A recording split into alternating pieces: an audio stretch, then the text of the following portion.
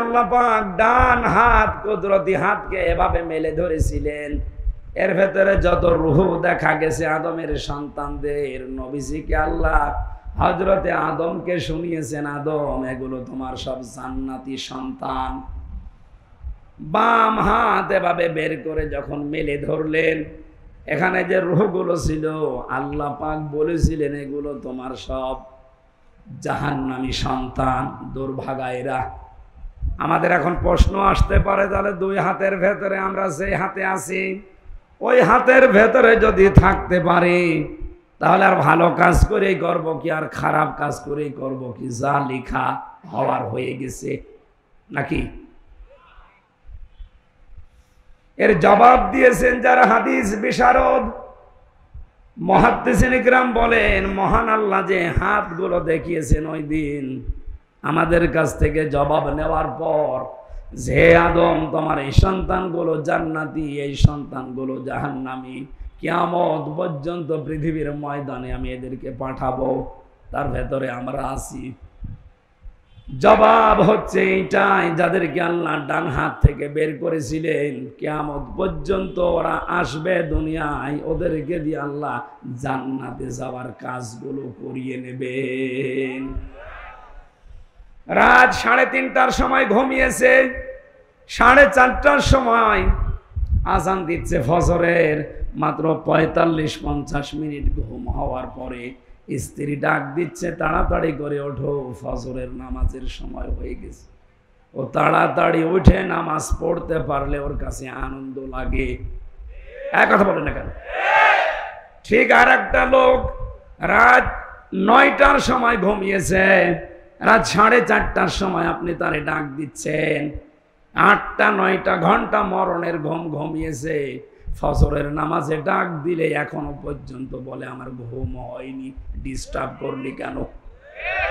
আপনি ধরে নিতে পারেন আপনি আছেন ডান হাতে আর ওই লোকটা আছে ওই বাম হাতে। আপনাকে আল্লাহ ভালো কাজ করাবে যদি ওই ডান হাতের ভেতরে থাকেন, আপনার মন মানসিকতা ভাবে পয়দা করে দেবে। লা ইয়াস্তাউই আসহাবুন নারি ওয়া আসহাবুল জান্নাহ, আসহাবুল জান্নাতি হুমুল ফাইজুন।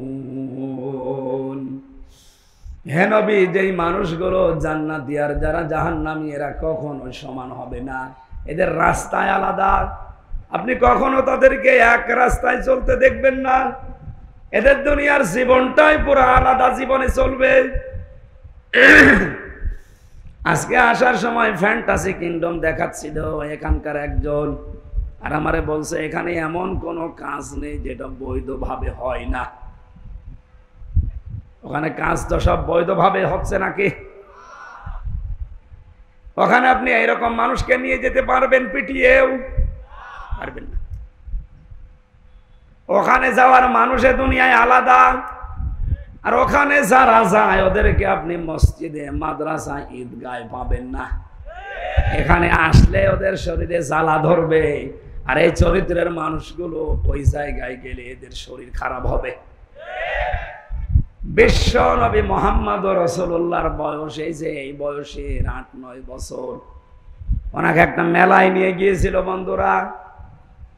আল্লাহর নবীকে উকাস মেলায়, এই মেলাতে নিয়ে যাওয়ার পরেই তিনি সঙ্গে সঙ্গে অজ্ঞান হয়ে গেছেন। ওখানে যে ঘুম তিনি দিয়েছেন, ঘুমের ভেতরে তারপর আর রাত চলে গেছে।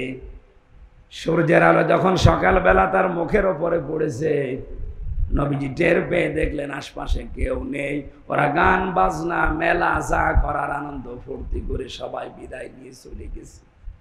পুরাটা সময় বিশ্ব নবীকে আল্লাহ জাহান্নামী কাজ থেকে বাঁচিয়ে রেখেছে। আপনি যদি সত্যি হযরতে আদম আলাইহিস সালামের সন্তানদের আল্লাহর ডান হাতের ভেতরে পড়ে যান, এমন ভালো ভালো কাজের আঞ্জাম আপনাকে মরণের আগ পর্যন্ত আল্লাহ দেওয়াতেই থাকবে। হ্যাঁ, এখানে কিছু নিয়ম নীতি আছে। আপনাকে এই ভালো ভালো কাজ পাওয়ার পরে শুকরিয়া আদায় করা লাগবে আল্লাহর। লাইন শাকারতুম লাযিদান্নাকুম ওয়ালাইন কাফারতুম ইন্না আযাবি লাশাদীদ। যদি আমার নিয়ামতের শুকরিয়া আদায় করো আমি আল্লাহ ওইটা বাড়িয়ে দেব।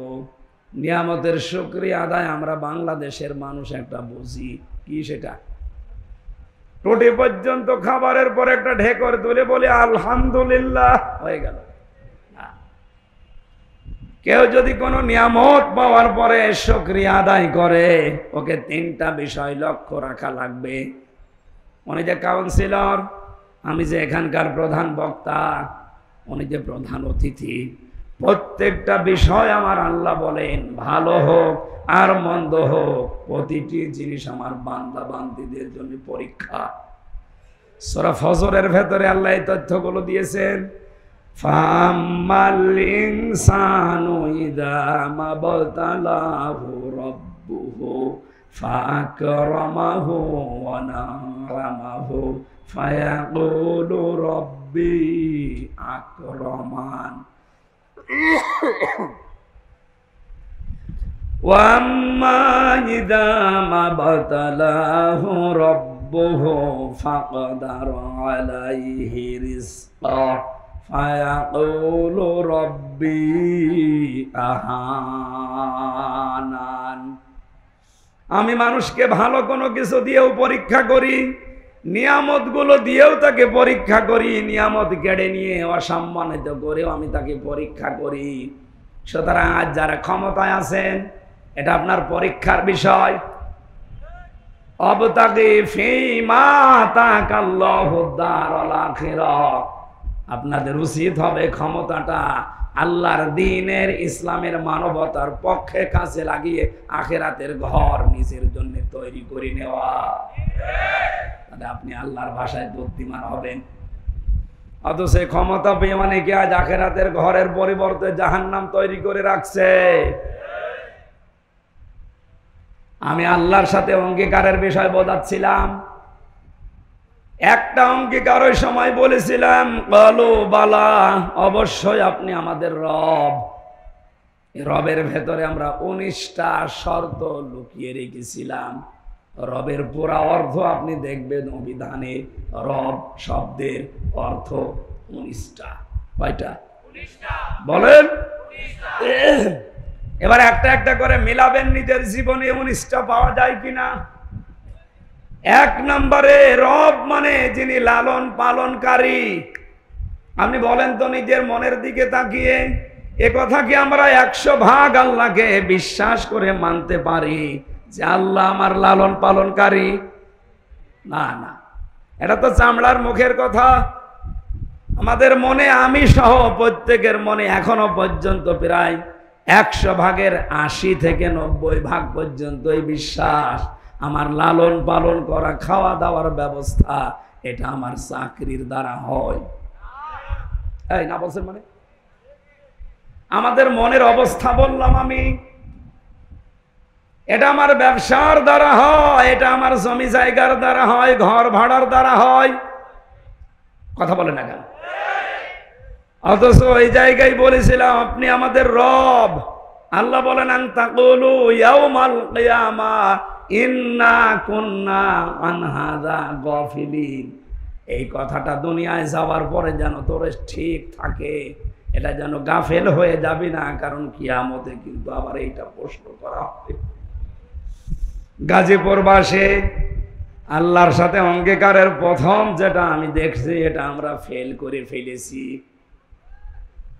আমাদের মনের ভেতরে এখনো বদ্ধমূল ভাবে এই ভরসা তৈরি হয়নি যে চাকরি, ব্যবসা, ঘর ভাড়া এটা আমার মাধ্যম।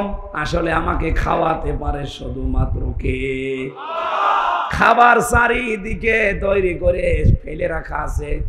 আল্লাহ এমন একটা অসুখ আমাকে দিতে পারে যে অসুখের কারণে একটা খাবারের দিকেও তাকানো সম্ভব না।